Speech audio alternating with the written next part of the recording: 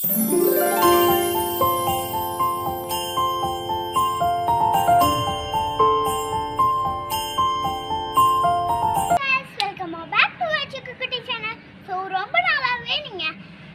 Voice மட்டும் தான் கேட்டிருப்பீங்க.